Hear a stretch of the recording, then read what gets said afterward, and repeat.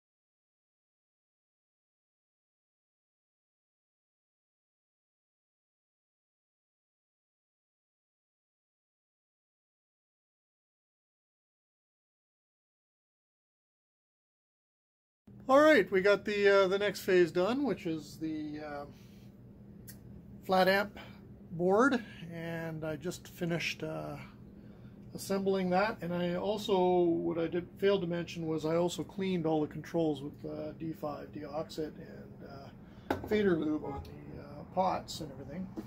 And yeah, I just did a quick little test, and everything seems to be working good. So we'll just bring this up if I can. This thing always never works when I've got, oh, there we go. Okay. Do the volume.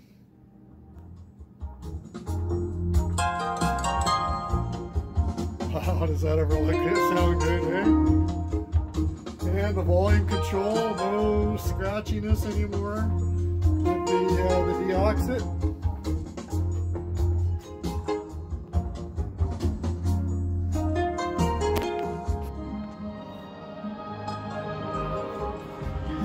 Trying to do this from the, there we go. This is my volume control here.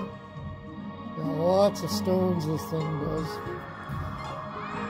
And I even had FM going here. Where's the FM? I'm trying to do everything. Technicians do their best job for the best price. Full details at caltire.com. FM, and then back to our sound. And I'll just shut that off so we don't get any hits on YouTube. Anyway, yeah. So this one was straightforward. I didn't have any real big issues with separating traces and eyelets on the traces when I was decoupling the old components.